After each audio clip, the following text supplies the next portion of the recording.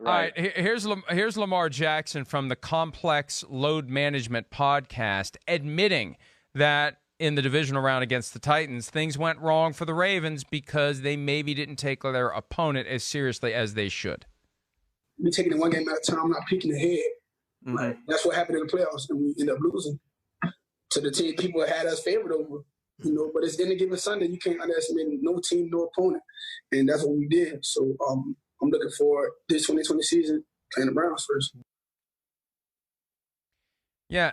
Hey, look, it's a hell of a time to learn the lesson. When you go 14-2 in the regular season and you get to the single elimination round and you get caught flat-footed in that first game. But that's one of the things we always talk about. And it used to be about a 50-50 rate that the number one seeds would lose in that first home game in the postseason, the divisional round. They're playing a team that just played the prior weekend. You got a Titans team that knocked off the Patriots. They get a lift from that. They're feeling good about themselves. They got nothing to lose. The Ravens may be tight. Remember that question once they clinched the one seed, what do you do week 17? And they gave Lamar Jackson and other key players the week off, so you had a 3-week break between actually. These are all things that need to be filed away and factored in. Now, moving forward, it becomes more important because only one team per conference has that, so there's going to be more focus on those two teams that have that bye week because of the expansion of the playoff field. But valuable lesson that I think coaches need to remember as those one seeds get locked in late December this year. Don't take your foot off the gas. Sometimes it's hard to find the pedal again. Yeah, I think that's the real point, Mike. You're spot on. I mean, New England's taught us that, right? If anybody, I mean, there's a team that's been, king of football for 2 decades, and they never rested their players week 17 when they had a 1 or 2 seed already locked up.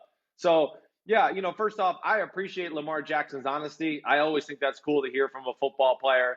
You could kind of feel it in that game, watching it, that the energy was not quite the same with the Baltimore Ravens. Oh, yeah, it's Tennessee, great. Oh, 9-7, no big deal. We're Baltimore. We've been stomping everybody. It did seem that way to a degree. And then, Mike, I think your point about the end of the regular season is very real.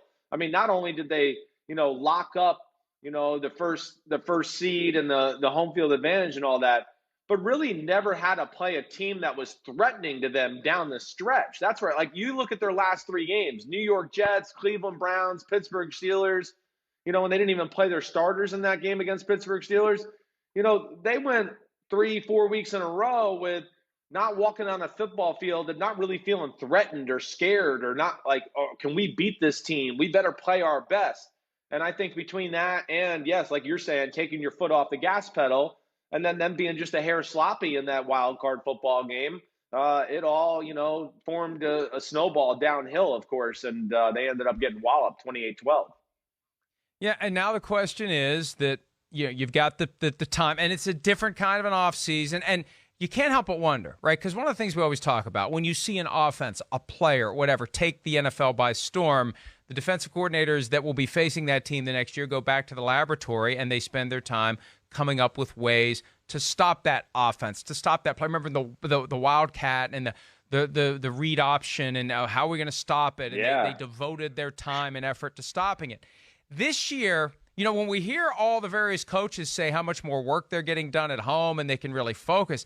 Now look, you have to install your new defensive approach, and there's going to be a challenge there. But if anything, the pandemic has given the defensive coaches more time to focus on ideas and brainstorming and scheming ways to stop the Baltimore Ravens offense. Again, good luck teaching it to your players when you don't have the same time that you usually would. But you at least have time to come up with more ideas.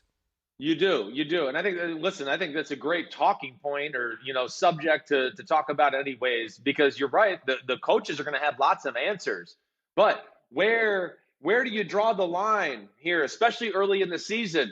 Hey, I'm Mr. Defensive Coordinator. I got 25 new defenses I'd like to break out this year, but I don't want to overwhelm my defensive players and then get them so confused that we mess up our basic normal defenses and play sloppy that way. To me, that's going to be the big issue, especially with like an offense for teams in the AFC North who maybe wanted to dedicate a little time in the offseason, right? You got like a week, your first week of OTAs, teams might go, hey, we're going to do a 30-minute defensive walkthrough, and we're going to go through adjustments on the Baltimore Ravens and what they do, and we're going to kind of adjust our attack and game plan. And the fact that you miss those walkthroughs and the players don't get to see it and make calls and communicate with the other players, that's going to put them behind the eight ball. And I think, Baltimore has only improved their offensive players there and their personnel to make me think they might have a few more tricks up their sleeve this year too, and they'll be ready to go.